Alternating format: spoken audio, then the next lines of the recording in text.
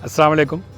मेरा नाम परवेज़ फ़ातेह है और मैं एक मैकेनिकल इंजीनियर हूँ और आजकल मैं फ़ातिमा फर्टिलाइज़र में एज ए जनरल मैनेजर काम कर रहा हूँ। फ़ातिमा फर्टिलाइज़र कंपनी सादकाबाद में पिछले 14-15 साल से मुख्तलिफ़ किस्म के फर्टिलाइज़र बनाती है। जब हमें यह पता चला कि एक इंजीनियरिंग यूनिवर्सिटी जो है रहीमिया ख़ान में इस्टेब्लिश हो गई है और पिछले 10 सालों से वो क्वालिटी इंजीनियर्स पैदा कर रही है, तो we decided to come over to the campus, meet the people, VC साहब से मिलें, प्रोफेसर साहबान से मिलें और फिर being a professional having 40 years of experience, practical experience, final year के स्टूडेंट के साथ एक हमने सिटिंग की जिसमें उनको मैंने ये बताया कि पिछले 40 साल में हमने इंजीनियरिंग में क्या सीखा, कौन सी चीज़ें हैं जो किसी बंदे को कामयाब करती हैं एज ए इंजीनियर और कौन सी चीज़ें हैं जिन पे उनको तवज्जो देनी चाहिए। उसके बाद जो है पीसी साहब के साथ, रजिस्ट्रार साहब के साथ मैंने एक कैंपस का एक सरसरी दौरा किया, कुछ चीज़ें डिटेल से देखी। I am very impressed with the infrastructure. माशाल्लाह लगता नहीं है कि ये सर्दर्न पंजाब के आखिरी शहर रहीमिया ख़ान में इस तरह की यूनिवर्सिटी हो सकती है। ये यूनिवर्सिटी का इंफ्रास्ट्रक्चर बिल्कुल वैसे ही है जैसे आप यूटी का इंफ्रास्ट्रक्चर देख लें, जो कि लाहौर में जिसको बने हुए 150 साल हो गए।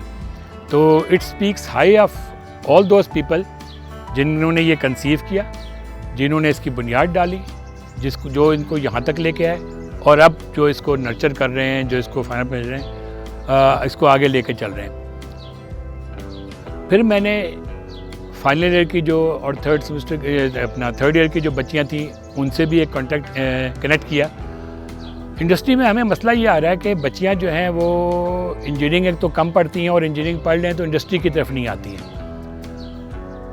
50% आबादी हमारी लेडीज़ की है और ये कहने में मुझे कोई आर नहीं है कि हम जब इंटरव्यू करने के लिए यूनिवर्सिटीज़ में जाते हैं तो बहुत सारे डिसिप्लिन ऐसे हैं जिसमें टॉप में लड़कियां होती हैं।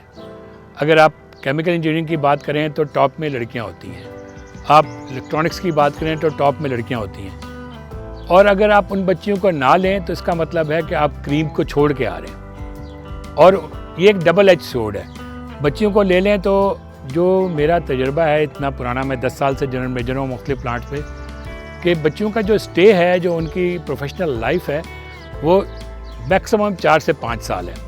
4 से 5 साल का मतलब ये है कि वो आती हैं 22-23 साल की होती हैं, they get trained over there, they stay for till the time they get married. जैसे उनकी शादी होती है तो जहाँ कहाँ मियाँ होता है वहाँ वो चली जाती हैं और मोस्ट ऑफ द टाइम ऐसा होता है कि ज़रूरी नहीं कि उनकी शादी किसी इंजीनियर से हो। शादी ऐसी जगह पे होती है, मियाँ ऐसी जगह पे होता है कि जहाँ जॉब कंटिन्यू हो सकती है। इस पे हम काम कर रहे हैं कि हम कौन से तरीके करें कि जो हमारा 50% पॉपुलेशन है जो विमेन पे है और वो हम देख रहे हैं कि यूनिवर्सिटीज़ में पढ़ भी रही हैं और माशाल्लाह बड़े अच्छे नंबर ला रही हैं, बहुत ज़हीन भी हैं, वो इंडस्ट्री में आएँ और फिर इस इंडस्ट्री में स्ट्रे करें। उसमें से एक तरीका हमें ये नज़र आ रहा है कि हम जो विसिनिटी में जो यूनिवर्सिटी है इनकी बच्चियों को जॉब ऑफ़र करें और फिर देखें कि ये अगले 4-5 सालों में कैसा रहता है। अगर इनकी शादी यहीं हो जाती है तो घर भी यहीं होगा, काम भी यहीं होगा। तो आखिर में मैं जो हूँ वीसी साहब का, अपने जो है रजिस्ट्रार साहब का, हमारे जो वो हैं अपने एग्रीकल्चर के हेड साहब हैं इनका और सारे अमले का बहुत बहुत मशकूर हूँ कि उन्होंने मुझे यहाँ बुलाया और मुझे ये मौका दिया कि मैं इंटरेक्ट कर सकूँ इतने फ्यूचर के ब्राइट इंजीनियर्स के, क्योंकि we have seen all, we have done all. अब जो फ्यूचर है इन बच्चों का है, हमने यहाँ तक पहुँचाना था पहुँचा दिया, अब डोर इनके हाथ में है।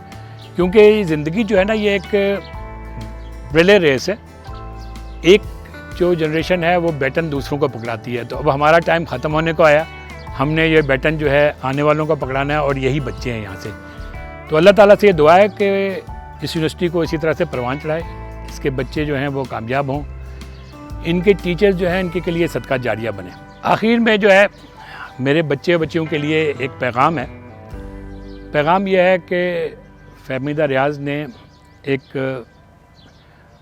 उनकी किता है, वो कहती हैं कि तुम जिस लम्हे में ज़िंदा हो ये लम्हा तुमसे ज़िंदा है, तुम जिस लम्हे में ज़िंदा हो ये लम्हा तुमसे ज़िंदा है, ये वक्त नहीं फिर आएगा, तुम अपनी करनी कर गुज़रो, जो होगा देखा जाएगा। बहुत शुक्रिया।